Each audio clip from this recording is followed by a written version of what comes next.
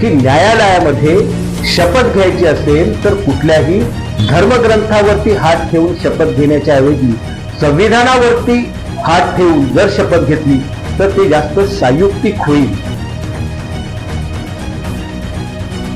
शिवसेनेचं शाखा तिथे संविधान हे अभियान सुवर्ण अक्षरानं लिहून ठेवावं अशा प्रकारचं अभियान आहे.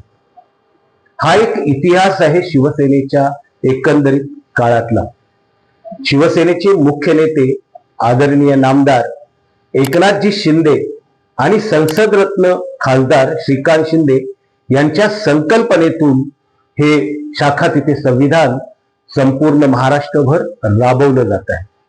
अनेकांना अशी शंका येण्याची शक्यता आहे की शिवसेना प्रमुख हे संविधानाच्या विरोधी होते, पण शिवसेना प्रमुखांचं स्वतःच जाहीर सभेतलं भाषण उपलब्ध आहे की ज्याच्यामध्ये ते असं म्हणतात की न्यायालयामध्ये शपथ घ्यायची असेल तर कुठल्याही धर्मग्रंथावरती हात ठेवून शपथ घेण्याच्या ऐवजी संविधानावरती हात ठेवून जर शपथ घेतली तर ते जास्त संयुक्तिक होईल.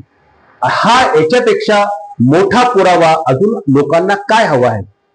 शिवसेनेच्या प्रत्येक शाखेत म्हणजे महाराष्ट्रातल्या जवळपास 50,000 शाखांमध्ये हे संविधानाची प्रस्ताविका आणि संविधानाची प्रत ठेवण्यात येणार आहे. याची सुरुवात भारतीय संविधान दिनापासून शिवसेनेचं मुख्यालय बाळासाहेब भवन या ठिकाणी संविधानाची प्रस्ताविका लावून आणि संविधानाच्या प्रस्ताविकेची ही प्रतिज्ञा घेऊन सुरुवात झालेली आहे.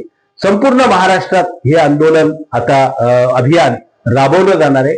या अभियानाच्या अंतर्गत फक्त शिवसेनेच्या शाखेमध्ये संविधानाची प्रत ठेवणं किंवा उद्देशिका लावणं इतकाच हेतू नसून संविधानाची मूल्य समाजामध्ये पसरवण्यासाठी आम्ही आमचे संसदरत्न खासदार श्रीकांतजी शिंदे यांच्या माध्यमातून भारत सरकारला विनंती करणार आहोत की देशातल्या सर्व रेल्वे स्टेशन्सवरती संविधानाची प्रस्ताविका लावण्यात यावी.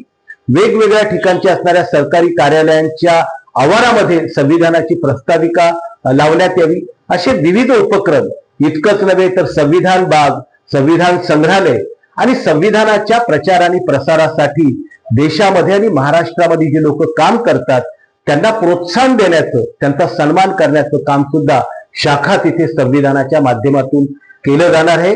शाखा तिथे संविधान हे एक अलौकिक आणि ऐतिहासिक अशा प्रकारचं अभियान आहे.